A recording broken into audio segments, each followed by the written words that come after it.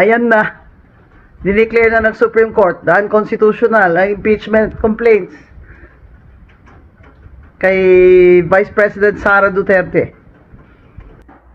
May ibang klaseng bagyo.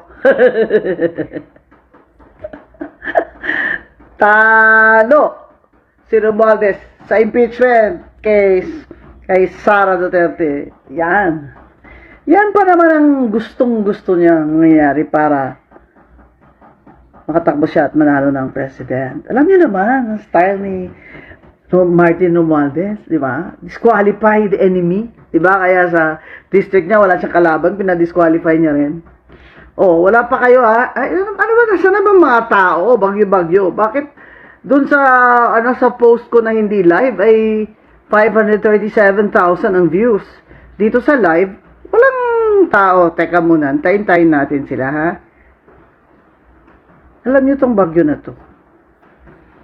Ito yung bagyo na protracted. Ay, slow connection kasi tayo. Protracted ba? Yung parang, dahan-dahan, pumasok yung isa, tapos akala natin, wala na. Tapos, andyan na naman, lumakas na naman, tapos, umina na naman. Ito naman, pangatlong bagyo na pala to. Talagang, pero itong bagyo na humampas kay Romualdez at kay BBM, bang klaseng bagyo ito dahil Supreme Court na talaga ang humampas sa kanila. Kaya siguro baka ipa-refund na lang yung mga congressman na nagpirma. Yan kasi tinanong kayo ng Supreme Court, nabasa ba lang lahat ng congressman at congresswoman ang impeachment complaint na yan na inakyat doon sa Senado? Pang-apat yan eh, na complaint ang inakyat nila. Ano ang nangyari doon sa tatlo? Kasi nakalagay sa saligang batas sa konstitusyon, isang impeachment complaint lang ang pwedeng i-file sa isang taon kada opisyal. O, buwan lang. Dapat yung first complaint lang, inakyat niya. Diba? Ano nangyari doon sa tatlo? Pinapasagot sila. Pero, sabi ni Romualdez, hindi kami sasagot. Bakit? We are the House of Representatives. Diba? Ba't kami sasagot? It's beneath them to answer the Supreme Court. Kaya ayan. Ayan. Yan. Lunukin nyo yung talo nyo. Nahirap talaga eh. Nahirap talaga pag puro na sobra na yung kapangyarihan sa ulo. Sumobra na.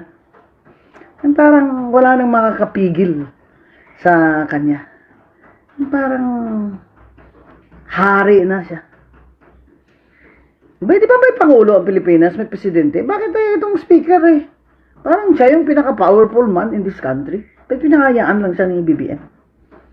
Yan ang problema. Kasi hindi man lang niya ma-stop yung pinsan niya.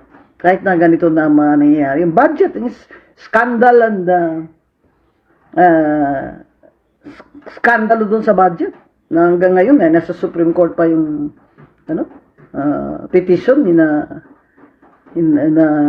against the House of Representatives and even against the entire Congress, di ba?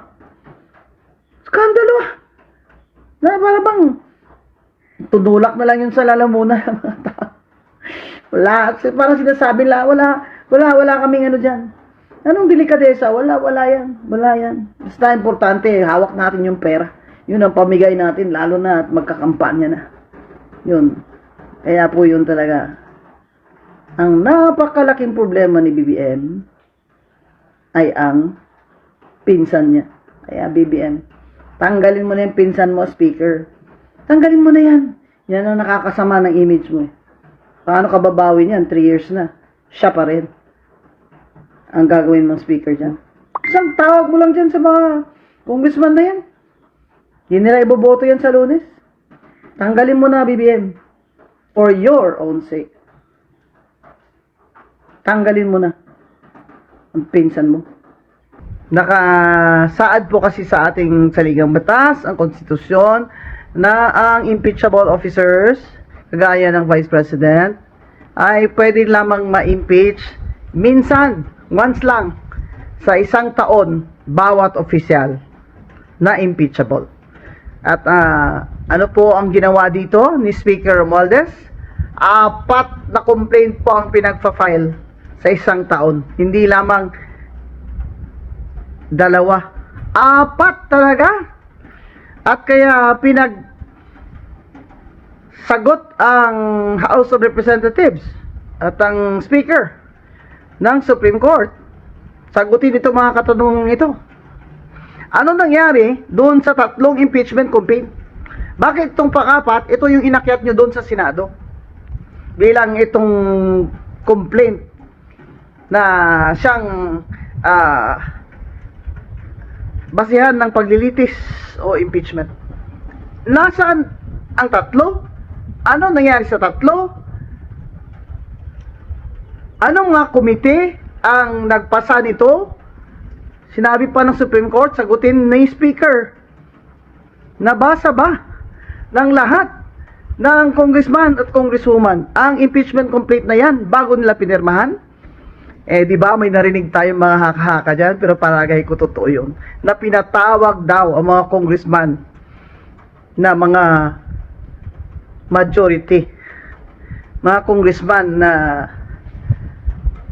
under the thumb of Speaker Romualdez, pinatawag daw at doon sila nagpirmahan. Yung mga hindi pumirma, yun yung hindi pumunta o hindi pinatawag. Kaya ang tanong ng Supreme Court, nabasa ba ng lahat yung impeachment complaint na yun?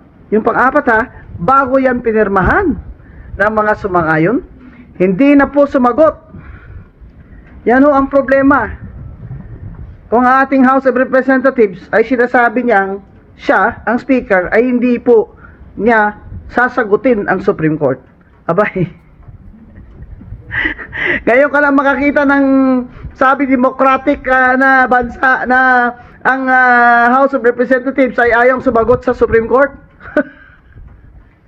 Sa Amerika na, pag pinapasagot ng Supreme Court, sasagot talaga lahat ng mga opisyalis ng gobyerno. Abay, ito talagang saksakan na talaga ang kapangyarihan ni Speaker Romualdez sa ilalim ng administrasyon ng kanyang pinsan, ni President BBM.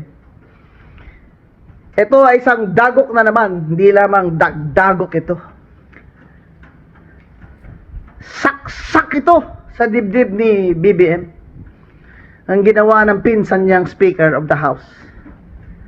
Sa pagmamadali nilang talagang tanggalin si VP Sara para wala na siyang kalaban sa 2028, ay lahat ginawa nilang basta mapadali lang. Kaya ngayon, sasabihin pa ba niya ni Speaker na hindi siya sang-ayon at hindi sila papayag? Ngayon, wala siyang magawa dahil yung Senado, hindi niya uto-uto yan si Senate President Chis Escudero. Siyempre, sasabihin ni Senate President Chis Escudero, salita ng Supreme Court. Ano gagawin namin? Mas mataas pa ba kami sa Korte Suprema? Mas mataas pa ba ang House of Representatives under Speaker Romualdez sa Korte Suprema? BBM, kasalanan po ito lahat ng inyong pinsan. Kaya sana po tanggalin nyo na yan as Speaker. Diyan lang po nakakasama na talaga ng image niyo lalo